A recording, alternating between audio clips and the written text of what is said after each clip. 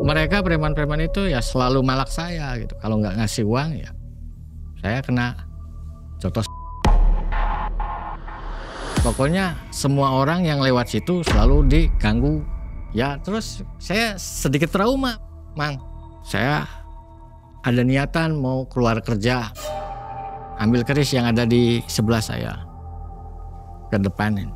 Nah, saya lanjut rapalan itu dengan mantra-mantra yang bersifat kejawen. Mulailah terwujud tuh. Saya adalah Ratu Ular yang bernama Nyimas Ratu Ayu. Saya itu berhadapan dengan preman yang paling ditakuti di situ. Yang tadinya terus mukulin saya itu terpental, Mang. Kalau ke kehidupan ada pengaruhnya nggak? Dari ilmu itu ya? Ya, kalau Di tengah malam, mantra terucap lantang, merapal kata demi belajar ajian terlarang. Ajian kanuragan, memberi ilmu kekebalan, menentang nalar dan logika kesadaran. Dengan kibasan angin, badan lawan terguling, terkena energi dari makhluk yang asing. Aji kekebalan yang menabrak akal manusia ini pernah dipelajari langsung oleh Pak Sugeng.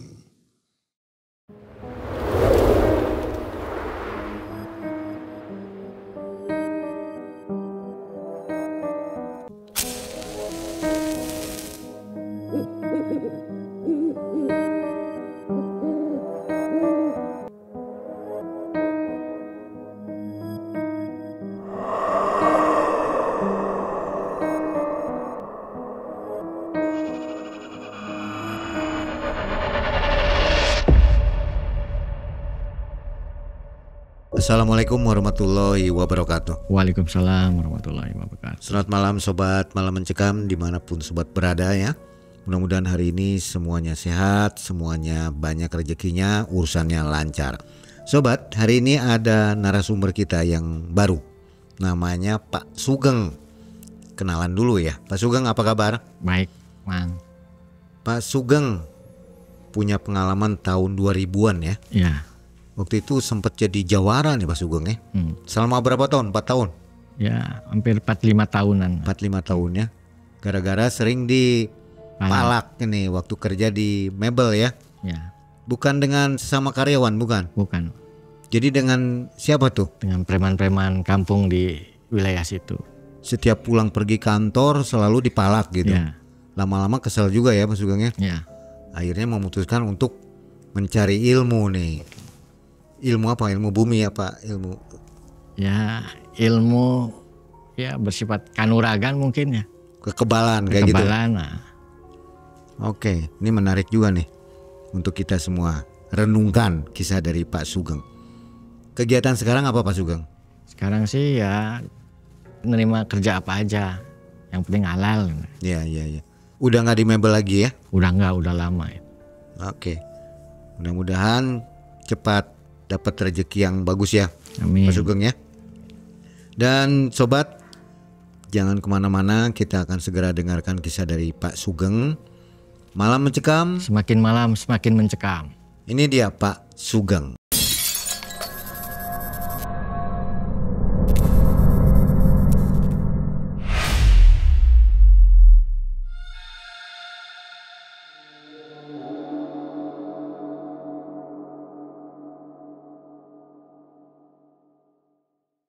Awalnya begini, Mang. Pada waktu itu sekitar tahun 2000-an saya itu bekerja di toko mebel di pinggiran kota. Setiap pagi berangkat kerja dengan berjalan kaki melewati gang-gang sempit, Mang. Dari mulai jam 7 pagi sampai jam 4 sore saya bekerja dan selalu rajin untuk bekerja itu pada saat itu. Walaupun gaji ya nggak seberapa, ya cukuplah untuk makan, memenuhi kebutuhan, dan sedikit menabung. Masih bujangan ya? Ya, masih bujangan. Sekitar 24 tahunan. Sudah punya pacar waktu itu ya? Ya pada waktu saya kerja sih belum, Mang. Ya soalnya saya mesti fokus lah. Apalagi kerjaan saya kan ya hanya sebatas kuli gitu kan. Jadi lebih konsentrasi ke kerjaan.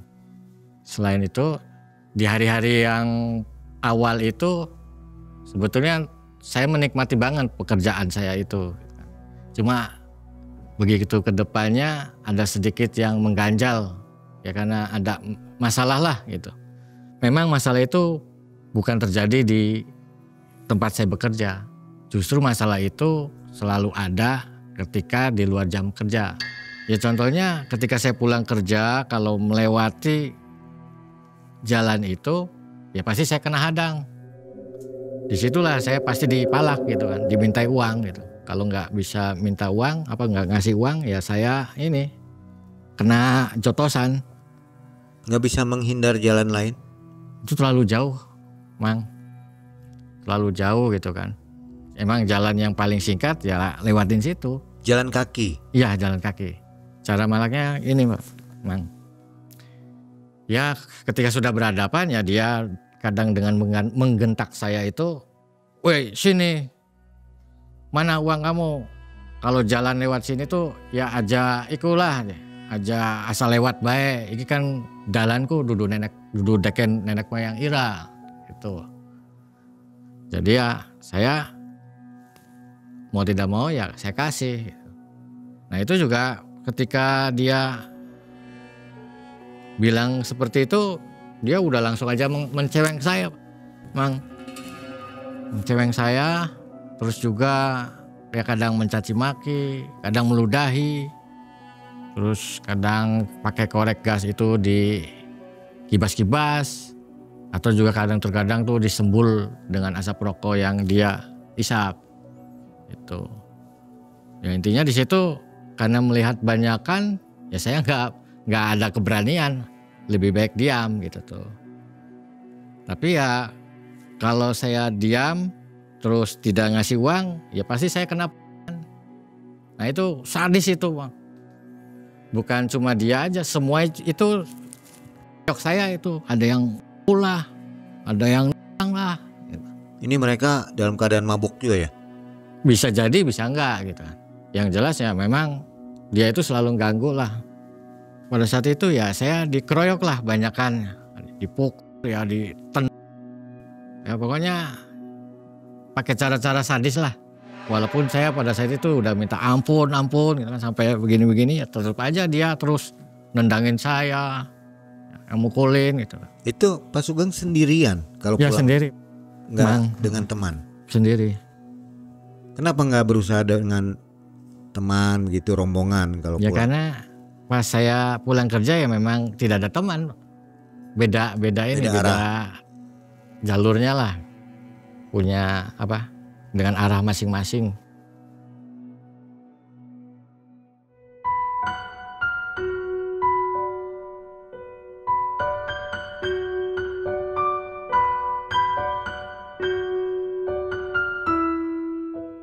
Kadang juga pernah tuh saya ditimpuk pakai bata sampai ya keluar darah lah kan. Sampai akhirnya ya saya nggak bekerja tuh karena rasa sakit saya libur. Cuma pas libur itu ya sayang sekali sebenarnya, Mang. Karena apa? Karena saya itu kan pekerja harian. Jadi di upah itu ya pada saat saya bekerja. Nah, kalau yang saya pada waktu itu nggak bekerja ya saya nggak dapat uang. Nah itu resikonya di situ. Jadi serba salah lah. Nggak dendam di situ. Jadi bawa teman-teman serang balik gitu nggak? Saya masalah yang saya hadapi itu cukup dipendam diri sendiri aja. Memang pada waktu itu sempat kena tegur juga ya dengan teman yang sekerja tuh. Nah dia pernah nanya ke saya, itu kamu kalau setiap hari saya lihat tuh kadang banyak memar-memar ya di tubuh kamu gitu. Apa kamu jagoan tiap hari berantem? Nah akhirnya saya ceritain tuh, ya sebetulnya saya nggak berantem, tapi saya dipukul, selalu saya pukul. Karena ya mereka preman-preman itu ya selalu malak saya gitu. Kalau nggak ngasih uang ya saya kena jotosan. Kalau orang tua di rumah curiga nggak? Ya diam aja sih ya, mungkin dia tahu gitu kan. Karena mungkin saya juga tidak ada keluh kesah ke orang tua, ya seakan-akan ya biasa aja. Nah terus juga rekan saya kerja itu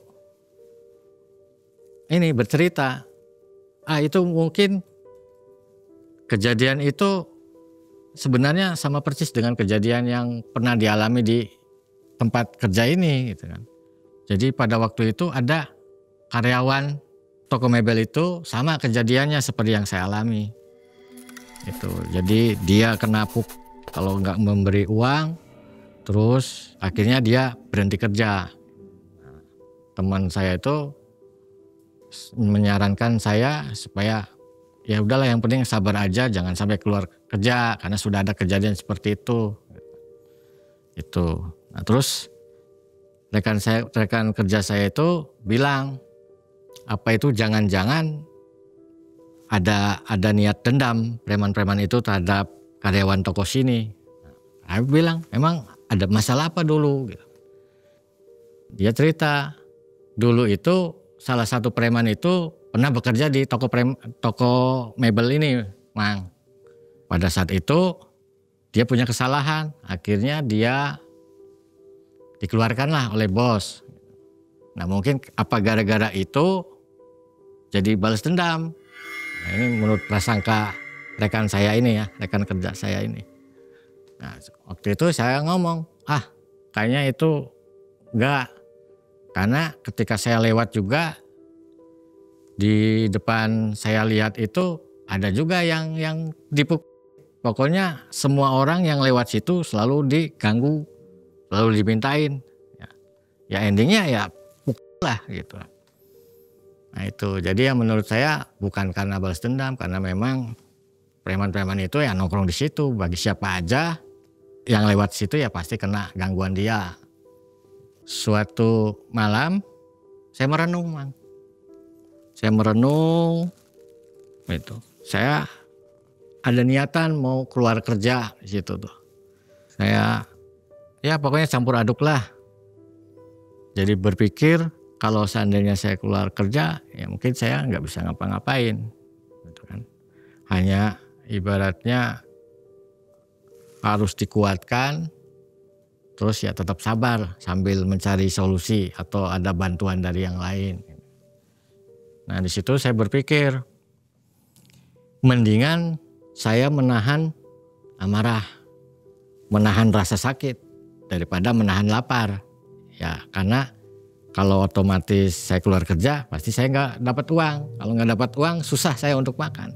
Nah di situ yang ibaratnya menguatkan saya untuk tetap bekerja. Tapi di sisi lain, ya terus saya sedikit trauma, Mang.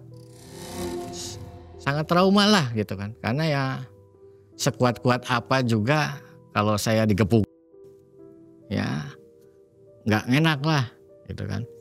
Apalagi dengan gaji saya yang serba segitu kan, kadang ada kadang enggak. Resikonya kalau enggak punya uang ya siap-siap jadi bulanan preman itu.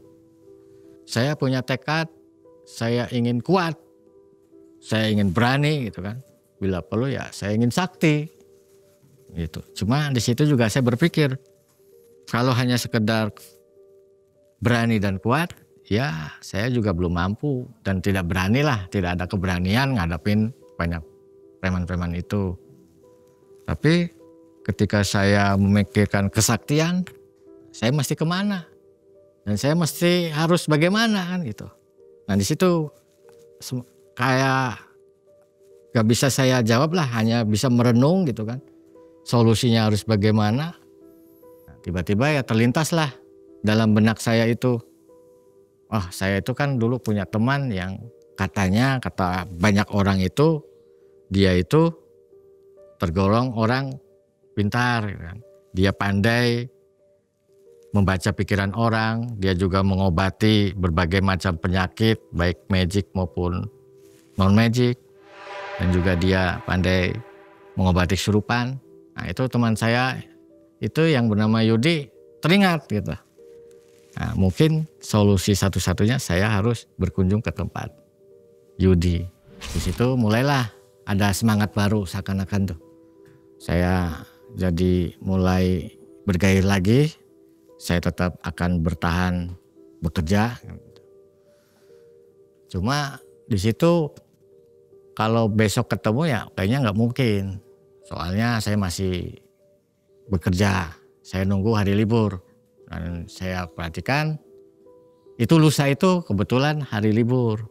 Nah mungkin di lusa itu mau tidak mau ya saya harus ketemu dia. Saya tetap bekerja di situ sampai selesai. Kemudian saya pulang ya saya diadang lagi tuh sama preman itu tuh. Nah di situ karena mungkin keselnya saya, ya saya cobalah melawan gitu tuh. Nah, saya ngomong ke mereka itu, "Wislah ya, masa kita diminta terus tiap hari gitu kan? Apa nggak ada ini bosennya?" Gitu. "Loh, masa dijaluki duit bosen? Ya apa kamu nggak bosen juga kalau mau dipukul saya?" Nah di situ ya dengan ada perkataan dari preman itu ya nyali saya jadi ciut. Ya udahlah, akhirnya saya kasih uang. Daripada saya babak belur, ya mendingan main selamat aja. Udah, mana duitnya?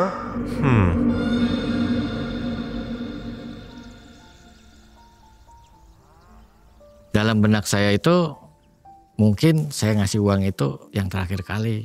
Karena besok saya mesti ketemu sama teman saya itu. Dan kebetulan besok hari libur, saya berangkat tuh menuju kediaman dia. Saya berangkat dari rumah dengan berjalan sambil menemui pangkalan ojek ya di situ. Terus akhirnya saya ke tempat Yudi. Ya jaraknya sih cukup jauh itu, makan waktu ya sekitar hampir 1 jam lah. Akhirnya saya terus berangkat tuh ke rumah Yudi. Sampai di dekat rumah dia ya kira-kira sekitar 100 meteran. Saya turun dari ojek, saya jalan menuju ke rumah Yudi. Nah pas di depan rumah itu saya ketok. Alhamdulillah Mang, ketemu gitu kan. Nah di situ ya ada sedikit senang ya, karena memang saya itu harus ketemu gitu tuh. Nah, dia kaget ketemu saya itu, "Waduh, gimana kabarnya nih? Kemana aja bos?" Kata Yudi tuh. Itu, "Wah bos gimana? Saya itu kuli gitu kan." Ya dengan canda gurau itu akhirnya saya ngobrol, dipersilakan duduk di ruang tamu. "Ayo sini ngobrol. Gimana nih, ada apa nih?" Nah saya ceritakan semua tuh. Masalah-masalah saya itu di situ, dan juga saya minta sesuatu gitu. Solusinya bagaimana? Pokoknya saya harus punya pegangan, saya harus punya sakti, Yun. Udah santai aja gitu. Sekarang baru datang kan capek, mendingan minum-minum aja dulu kata dia tuh. Kalau Yudi sendiri punya kesaktian? Ya punya. Memang punya ya memang dia? Punya. Untuk berantem juga? Ya dia memang punya ilmu, Mang. Punya ilmu. Itu warisan dari buyutnya juga, dia memang udah dikenal jadi orang pintar. Yudi itu menawarkan minum pada saya. "Mau minum apa nih? Kopi apa teh?" "Ya bebas. Dikasih apa aja, oke," kata itu. "Ya udah kita ngeteh aja dulu ya." Nah, akhirnya Yudi inilah ke belakang sedang mempersiapkan buatan teh yang nanti disajikan buat saya. Saya itu di situ ya ada sedikit beda ya. Ada ketenangan gitu kan. Ada pengen penasaran supaya saya pada saat itu harus punya sesuatu yang didapat dari Yudi itu. Nah, akhirnya Yudi itu menghampiri saya. Dia ngomong gini,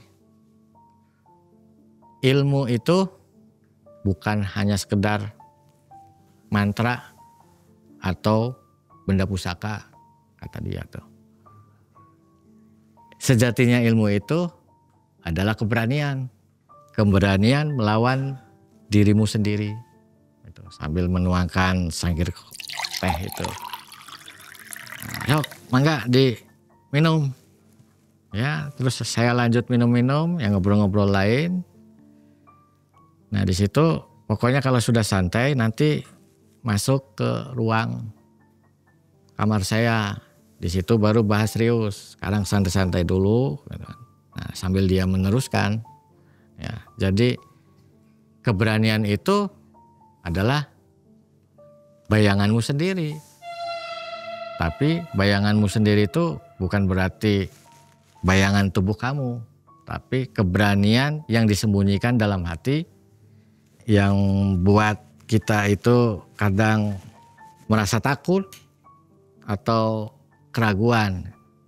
Itu yang sebenarnya keberanian untuk menghadapi bayangan kamu sendiri, itu kata Yudi. Nah, setelah itu, setelah minum-minum ngobrol, saya dipersilakan masuk. Sekarang waktunya kita ngobrol serius dalam ruang kamar dia. Nah, di kamar itu pasti buka, waduh, saya ngeliat tuh banyak ini ya, pemandangan yang bersifat mistis. Apalagi dengan bau aroma yang menyengat gitu ya. Dan kayak terasa ada bau menyan juga di situ. Akhirnya saya masuk kamar dia dan dipersilakan duduk. Pada saat itu berhadapan, hanya ditutupi oleh karpet warna merah. Lalu dia meneruskan pembicaraan. Dah, sekarang kalau memang itu yang diperlukan kamu, kata dia tuh, nanti saya kasih wiridannya. Sekarang ikuti kata saya bacaannya. Nah, dia terus lanjut nih membaca. Baru dia ngucap Bismillahirrahmanirrahim. Ya Hayyu ya Qayyum, ya Nur ya Qawiyu, ya Matin, ya Fatah, ya Salam, ya Mujil, ya Rahman, ya Rahim, Allahu Akbar. Nah, saya ngikutin tuh. Nah, setelah itu ya dia mencoba menjelaskan dari wiridan-wiridan itu. Ya, dimulai dari ya Hayyu, ya Qayyum, ya Nur, ya Qawiyu, ya Matin. Bahwa di situ Allah yang maha hidup, ya, Allah yang maha berdiri sendiri, yang punya cahaya, yang maha kuat dan kokoh. Nah, itu jadi dia menggambarkan bahwa manusia itu sejatinya ya harus seperti itu gitu. Harus mengingat sifat-sifat Allah yang mulai dari hidup itu seperti apa gitu, sampai dia punya menjelaskan tentang berdiri sendiri, cahaya ya, terus kekuatan dan kekokohan. Nah, ini prinsip-prinsip kita ya memang harus kuat. Nah, dia jelaskan tuh, ya Fatah, berarti batin kamu ini sekarang sudah mulai saya buka. Ya, nanti juga kamu tinggal jalanin saja, kata dia tuh. Nanti akan ada keselamatan, selalu dikasih selamat. Berhadapan dengan apa lagi, termasuk nanti preman, ya pasti kamu selamat, kata dia tuh. Pada intinya sifat Allah itu maha kasih dan penyayang.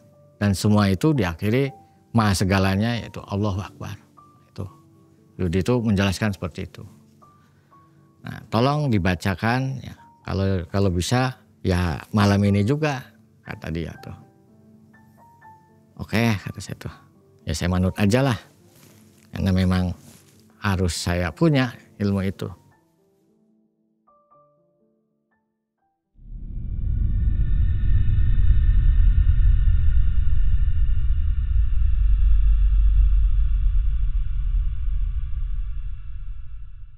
Nah, terus akhirnya Yudi itu berdiri tuh.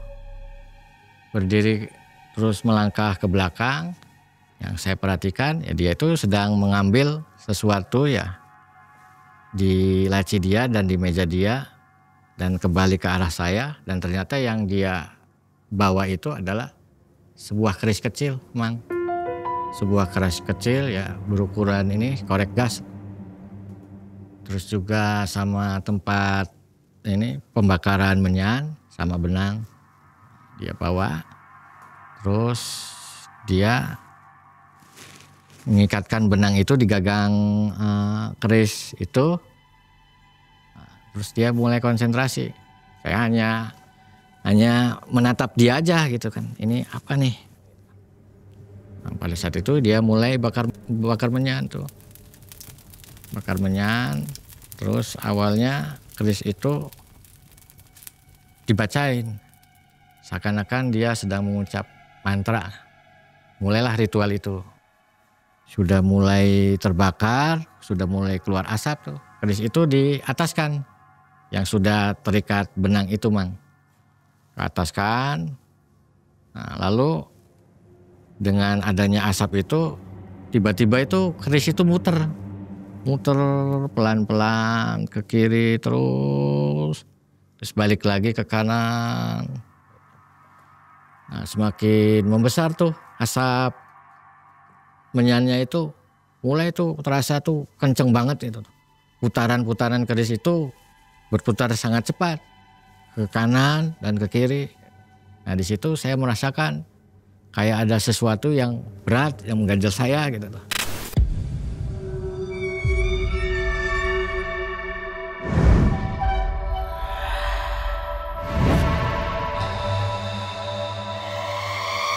Saya hanya bisa berdiam diri. Ya sedikit inilah melihat pertunjukan gitu kan. Karena saya melihat itu sesuatu yang baru.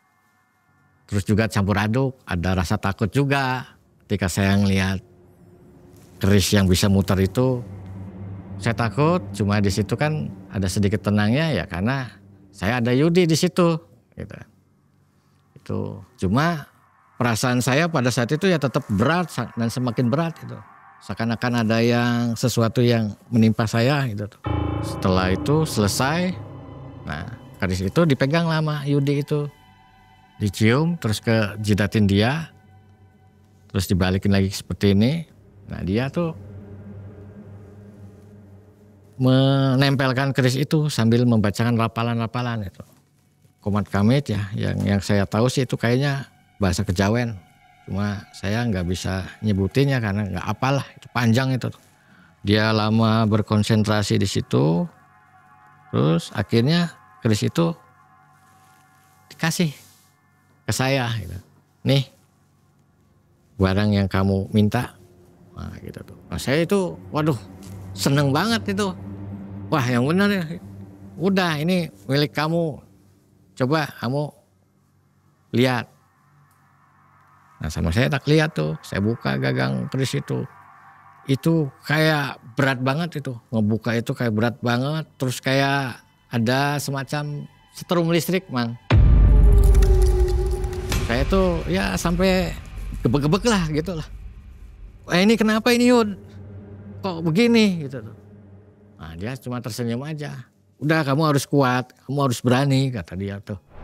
Ya saya cuma bisa menahan aja, ini harus bagaimana gitu. Udah nanti juga diam sendiri gitu. Itu berarti ilmu itu sedang proses masuk ke badan saya kata dia tuh. Ya benar saja. Lama-kelamaan itu seketika tuh ngilang gitu kan. Dan saya seakan-akan seperti biasa lagi. Terus akhirnya keris itu saya masukkan. Nah, terus ya udah saya taruh nih di lantai yang beralaskan karpet itu. Nah, terus dia lanjut. Nah ini ada rapalannya, ada bacaannya, kata Yudi itu. Nanti kamu ikutin rapalan ini. Pokoknya kamu harus hafal. Nah disebutin lah rapalan itu sama Yudi. Bunyinya begini, Mang.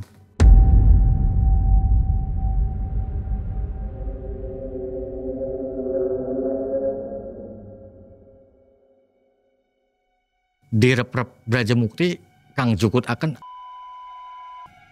Nah, terus Yudi itu bertanya kepada saya, itu orang yang kamu biasa mukulin kamu siapa orangnya? Wah, saya nggak kenal kalau itu mah. Saya cuma taunya ya preman-preman. Oh ya udah kalau gitu nanti bahasa sebutannya sekelompok preman aja yang ganggu kamu kata dia tuh. Nah, terus dia diulang nih. Jadi bacanya gini, direp-rep Braja Mukti. Sik ngabehane preman kang ganggu isun. Tuh kata dia tuh. Terus lanjut dengan tambahan rapalan yang bunyinya tuh adikung adikuna aja guyuna ingsun. Langka dikangeni. Gitu. Pokoknya nanti dibaca setelah wiridan itu selesai, wiridan Asmaul Husna, lanjut ke rapalan itu dengan memegang keris itu. Kamu baca, kata Yudi itu. Oh ya udah, kalau itu mah nanti saya jalankan. Nah, terus saya bertanya, itu untuk wiridan Asmaul Husna itu berapa banyak untuk dibacanya? Nah dia bilang ke saya itu, kalau untuk bacaan itu ya sebanyak mungkin, sekuat kamu, sebisa kamu, seikhlas kamu. Akhirnya saya dapatlah ilmu itu dan tak lama kemudian saya berpamitan sama Yudi. Betapa senang saya ketika saya sudah punya amalan dan sesuatu yang saya pegang untuk bekal saya nanti menghadapi banyak orang. Udah dicoba itu? Malam harinya baru saya lakukan ritual. Ya singkat cerita pas di malam hari itu kira-kira sekitar pukul jam 11 malam saya mengambil air wudhu, lalu saya masuk ke dalam kamar, saya ambil sejadah. Di situ saya mulai dalam posisi bersila. Saya matikan lampu yang biasa menyala itu, hanya lampu kecil yang ada di meja yang terlihatnya nggak terlalu terang. Nah di situ saya duduk sila. Saya duduk bersila, kedua tangan saya ada di depan lutut, saya dalam posisi tegak, saya merenung situ dengan memejamkan mata, saya isap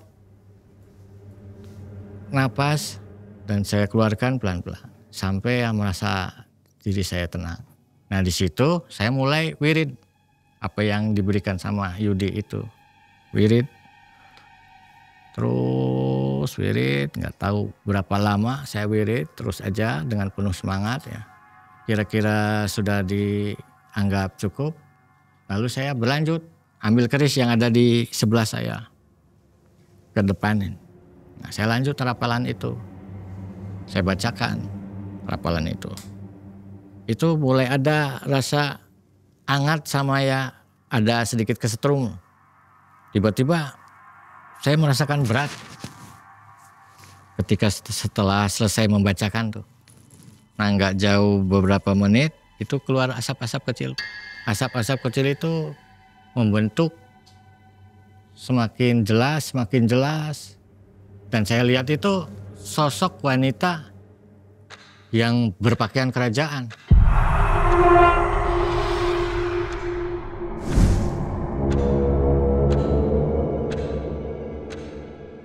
Mulailah terwujud tuh makhluk itu tuh. Yang saya lihat sekilas itu terlihat sangat cantik. Dengan berpakaian kerajaan, ada mahkotanya di kepalanya, dengan warna corak kuning kecoklatan. Pokoknya saya lihat itu cantik. Karena itu sesuatu yang asing, saya agak sedikit takut gitu kan. Karena itu kayaknya bukan manusia. Gitu. Tak lama kemudian dia berkata pada saya adalah Ratu Ular yang bernama Nyimas Ratu Ayu. Kamu udah memanggil saya lewat mantranya. Berarti saya itu adalah pendamping kamu. Gak usah takut, dengan suara lembut tuh. Saya mulai memberanikan diri di situ tuh. Mulai memberanikan diri, saya pandangin sosok wanita itu.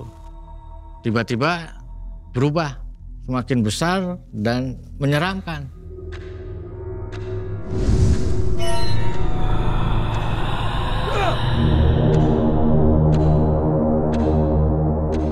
Dengan mata yang besar, alis yang besar, terus sorotan mata juga jadi merah gitu kan. Di situ saya nggak bisa apa-apa, hanya terpenganga, penuh dengan ketakutan. Saya nggak bisa ngapa-ngapain pada saat itu tuh, hanya bengong gitu ya dengan mulut menganga. Udah, pokoknya kamu jangan takut. Coba lihat di balik sana. Nah, dia menunjukkan tuh kayak semacam ada ini lorong besar. Yang saya lihat sih seperti cermin. Gitu, Mang. Cermin dengan warna-warni. Nah, coba kamu lihat apa yang kamu dapat di situ. Ya saya nggak bisa ngelihat sana gitu ya.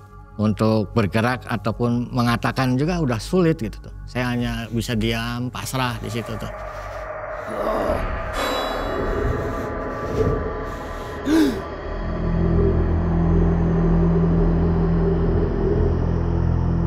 Saya melihatnya itu ada sebatas seperti benang halus ya, antara ruang kasar dengan halus. Itu bergerak menuju ke depan saya. Nah, sampai kayaknya menabrak saya itu. Pada saat itu ya entah saya pingsan, entah apa, yang penting udah nggak sadar. Sadar-sadarnya itu pas ada azan subuh.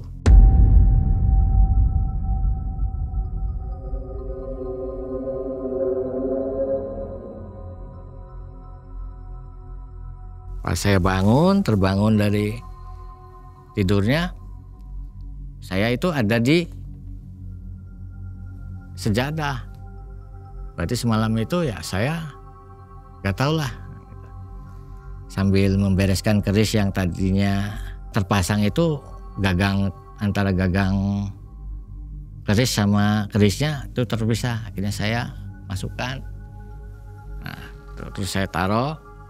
Seperti biasa saya pergi berangkat kerja, Mang. Sampai ibaratnya selesai di jam 4. Nah, kebetulan pada saat itu saya kebetulan dapat lembur. Jadi rada lama tuh, sekitar tambahan 2 jaman. Jadi pas saya pulang kerja itu sekitar jam 7-an lah. Saya pulang nih. Dengan melewati ya biasa saya lewati yang ketemu preman itu. Pikir saya pada saat itu pasti dia udah pada bubar. Nah, nggak disangkanya pas saya lewat dari balik tiang listrik, dia muncul loh, salah satu preman itu, dan menanyakan ke saya, "Waduh bos, habis lembur ya?" "Waduh, setor dulu nih, ada bagian saya." Gitu.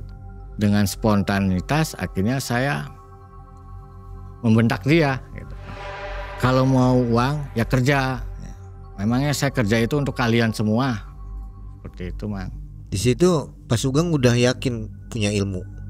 Ya, karena saya sudah berhadapan malam harinya ada sesuatu yang asing buat saya mantap.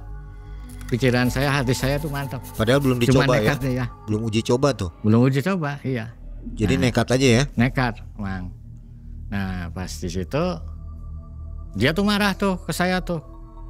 Waduh, baru kali ini ada orang yang berani dengan saya. Nah, itu semua yang tadinya preman-preman di belakang itu, yang tadinya duduk, semua berdiri semua. Tambah mendekat ke saya. Kata saya tuh, "Kalau memang kamu tetap minta uang ke saya, gitu kan, saya hari ini pun saya nggak bakal kasih sama kamu." Wah, berani nih. Wih, serang aja. Pada saat itu ya dia langsung tuh mengarah saya. Ada yang dia udah dalam posisi nendang dengan kayak melayang lah kan gitu kan. Itu ya awalnya saya kena tendangan dia, des gitu kan. Tapi di situ ya dilalahnya tuh kayak ada kekuatan besar itu tuh. Saya terus melawan. Saya hajar salah satu preman yang ada yang dekat di arah saya. Saya hajar, kena pukul dia. Semakin marah tuh teman-teman preman itu kan menyerang saya dari berbagai arah. Nah, pas itu saya terus kena pukul. Ya sambil saya juga mukul juga kan gitu. Nah tiba-tiba ada kejadian aneh di situ tuh. Yang tadinya terus mukulin saya itu terpental, Mang. Terpental itu secara serentak tuh terpental. Nah di situ saya bengong situ tuh. Sambil ayo sini. Kalau berani, wah masa semua pada jatuh kata saya tuh. Nah itu dia bangkit lagi terus mengajar saya. Ketika mau mengajar saya itu dia nggak pernah kena nih. Ada semacam jarak paling pukulan tuh, gitu kan. Saya cuma diam, ya karena mendekat saya pukul, terus saya tangkis. Dia coba lagi tuh mau ngeroyok saya sekuat tenaga ya mungkin ya, dengan amarah yang dia sangat luar biasa.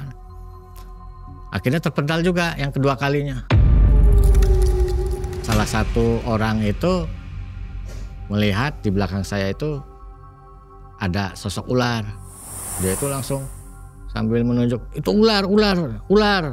Nah, seketika semua preman-preman itu mulai pada kabur satu-satu. Nah, di situ saya mulai terasa nyaman dan saya buktikan bahwa ilmu itu sudah saya rasakan, sudah saya dapatkan. Dan hasilnya memang sangat luar biasa. Sambil pulang, saya bertanya, itu apa karena ketekatan saya, apa ditambah juga karena memang ada sesuatu, kesaktian saya. Nah itu Mang. Jadi ada pengalaman saya tuh ya berhadapan sama mereka. Ya awalnya sih kayak kena pukul, pada akhirnya terpental semua itu. Mulai besok itu dia memang ada di situ. Preman-preman itu tuh, cuma hanya diam saja. Saya lewat tuh saya diam dan saya pun tidak menegur dia, diam aja. Nah artinya dari situ ya mungkin dia sudah merasa kapok dan mungkin sudah merasa takut karena memang pada saat itu sudah melihat ada wujud di belakang saya gitu kan. Mungkin ketakutan yang luar biasa yang membuat dia jadi takut seperti itu, Mang. Jadi sejak itu nggak diganggu lagi? Ya semenjak itu saya nggak merasa diganggu lagi sama ya mereka. Terus juga ketika pengalaman saya di terminal ya sama. Pada saat itu kan banyak pedagang-pedagang yang jualan dengan cara maksa gitu. Ngamen juga dengan cara maksa. Nah itu sebetulnya kan itu semuanya berteman dengan preman gitu tuh. Ketika saya ngelak nggak mau, dia maksa harus bayar, intinya bayar. Ya, saya bilang kan ini kan saya nggak beli, pokoknya bayar. Saya digeret tuh dari tempat duduk di bus itu, saya digeret salah satu orang tuh sampai keluar.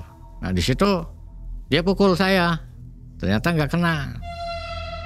Nah, terus teman-teman yang ada di sekitar situ langsung pada berlarian. Ya tanpa ada kompromi ya dia main hajar-hajar aja tuh. Ya sekali dua kali memang saya kena pukulan gitu kan. Nah tapi ya nggak apa-apa.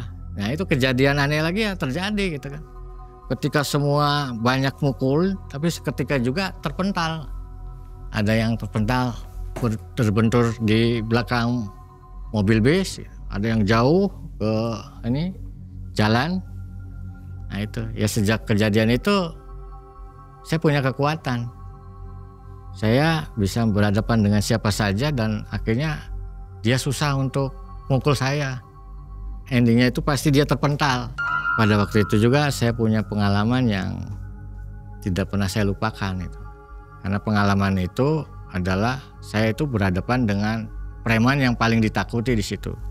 Ketika sedang ngantri beli makanan gitu kan. Nah dia itu nyerobot. Minta duluan gitu kan. Nah, dan saya bilang ngantri dong gitu. Kamu macam-macam dengan saya. Nah itu dia main langsung aja. Nah terus langsung main pukul tuh. Nah ketika saya mulai melawan dia mengeluarkan ini senjata tajam pada saat itu. Ya terus saya lawan juga gitu kan.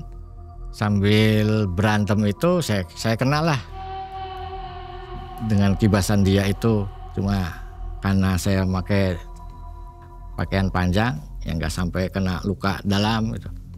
Nah di situ saya akhirnya hajar tuh preman itu. Nah seketika dia pental.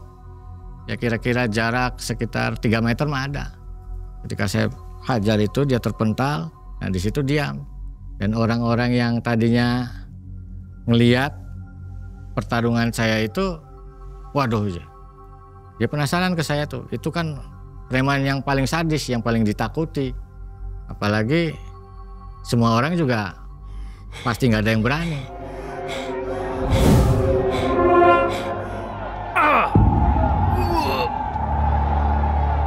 Setelah beberapa tahun kemudian, akhirnya saya merasa bosan juga dengan apa yang saya punya itu. Karena pertama di situ saya mulai ada keraguan dengan mantra-mantra yang bersifat kejawen. Takutnya saya berdosa. Terus kedua, secara tidak langsung dan terus saya rasakan itu, saya jadi pemarah, jadi sok gitulah. Setiap orang yang ibaratnya macam-macam dengan saya pengennya ngajar dia gitu tuh. Itu jadi pembawaan saya itu merasa panas lah, bawaannya emosi aja gitu. Nah itu yang kedua. Terus yang ketiga, terus buat apa yang saya pertahankan seperti itu gitu kan? Karena kan ya lebih baik diam. Kalau misalkan kita tidak mengganggu orang, kita bersifat baik, itu juga nggak bakal ada yang mengganggu gitu kan. Kalau yang dulu-dulu itu kan ya memang karena sudah lalu, sudah beda masanya gitu. Terus saya juga kan setelah 5 tahun itu sudah cukup dewasa untuk bersikap dan berpikir, apalagi berbuat itu. Akhirnya saya sudahi itu. Ilmu itu akhirnya saya kembalikan lagi pada yang punyanya. Saya main ke Yudi itu, Mang. Nah di situ ya udah katanya, ini artinya nggak asal main kasih terus selesai, kata dia tuh. Ini harus ada obrolan, ya, terutama dengan yang penjaga makhluk itu. Nah, obrolannya seperti apa, Yud? Kata saya tuh. Ya udah, saya ceritakan nih. Ya secara bahasa itu biarlah saya yang ibaratnya berbicara dengan makhluk itu, kata Yudi tuh. Nah cuma syaratnya kamu selama 3 hari itu harus memakan gula merah itu tanpa makan apa-apa. Jadi selama 3 hari saya harus makan gula merah. Mau tidak mau supaya cepat selesai ya akhirnya selama 3 hari itu saya makan gula merah. Ketika itu juga ya dianggap selesai dan tidak ada kejadian-kejadian aneh pada diri saya. Jadi bersih langsung ya? Ya. Nggak ada yang mengikuti lagi? Nggak ada. Alhamdulillah. Sampai sekarang nggak ada. Ya. Lalu apa bedanya punya ilmu itu dengan nggak punya, Pak? Mungkin ada perbedaannya. Nyaman di mana, Pak? Punya ilmu itu atau enggak? Ya kalau dilihat tingkat kenyamanan, ya nyamanan nggak punya ilmu. Kenapa? Ya karena ketika saya berada di suatu tempat itu kadang terasa ada sesuatu gitu. Kalau memang ada yang penghuninya atau apa gitu tuh, itu akan saya terasa gitu tuh. Ada semacam getaran-getaran itu. Terus kadang juga saya sering ngelihat makhluk-makhluk yang berseliweran. Jadi sensitif gitu? Ya sangat sensitif, sangat peka lah gitu. Sampai sekarang enggak? Ya kalau amalan Asmaul Husna itu ya saya sampai sekarang pun masih saya jalankan. Ya jadi dari efek itu juga, terus juga saya juga pernah belajar ilmu yang lainnya gitu kan. Jadi ya saya untuk kepekaan itu sangat terasa. Jadi dari ilmu kedikdayaannya itu ya? Ya. Bisa jadi sensitif juga terhadap makhluk-makhluk ya? Ya. Oke. Ya karena mungkin karena ada semacam perjanjian atau rapalan itu, ya kan, artinya kan dia itu kan minta sesuatunya itu benar-benar dipelihara, dihormatin gitu kan, dengan misalkan lewat suguhan dikasih minyak, selalu dikasih minyak, apalagi setiap malam Jumat Kliwon. Nah, itu biasanya seperti itu, Mang. Kalau ke kehidupan ada pengaruhnya nggak? Misalnya ke rezeki, jodoh, pengaruh nggak dari ilmu itu ya? Ya kalau dari ilmu itu ya nyatanya pada saat itu juga saya masih kerja kuli gitu. Jadi rezekinya ya sudah tertakar segitu gitu kan. Jadi ya menurut saya sih ya nggak ada lah. Cuma hanya kekebalan aja lah, hanya keberanian ya. Terus juga jadi semua orang pada takut. Itu kalau ibaratnya fokus ke ilmu kedigdayaan itu. Oke Pak Sugeng, ada saran nggak untuk penonton Malam Mencekam yang masih ingin mempunyai ilmu kedigdayaan tadi? Ya, Kira-kira apa sarannya? sarannya kalau ingin belajar ilmu itu ibaratnya harus mengisi air dalam satu cangkir. Tidak bisa dalam satu cangkir itu diisi dengan berbagai macam air, entah itu dari air kopi, air susu gitu. Jadi artinya kalau belajar ilmu itu ya jangan setengah-setengah, harus sampai habis. Kalau Pak Sugeng sendiri setengah-setengah atau gimana? Ya pada saat itu memang tekad saya untuk mengatasi masalah itu gitu. Ya jadi ya terpaksa ya setengah-setengah gitu kan. Walaupun ketika ngejalanin ritualnya ya saya maksimal mungkin gitu. Karena ada tekad yang luar biasa. Terus juga harus punya guru sebagai bimbingan utama. Nggak boleh sembarangan kan? Ya betul. Mencari ilmu dari Google, dari YouTube juga bahaya itu ya. Ya harus Tanpa guru. benar-benar ada yang ngarahkan. Ya. Jadi lebih nyaman tanpa ilmu kedigdayaan. Ya lebih nyaman seperti itu. Tapi gimana kalau diserang preman lagi? Kayaknya udah nggak mungkin lah gitu kan. Itu kan ibaratnya masa-masa yang ibaratnya saya juga dalam keadaan yang tidak siap gitu kan. Dengan masa penuh dengan keprihatinan gitu. Kalau yang sekarang ya lillahi ta'ala aja man. Oke, baik. Sobat, itu saran dari Pak Sugeng ya. Jadi ilmu kedigdayaan itu tidak membawa kenyamanan ternyata ya. Ada bosannya juga ya Pak ya. Iya. Terima kasih ya Pak Sugeng ya. Iya sama-sama. Sehat selalu. Mudah-mudahan kisahnya menjadi pembelajaran untuk kita semua. Assalamualaikum warahmatullahi wabarakatuh. Waalaikumsalam warahmatullahi wabarakatuh.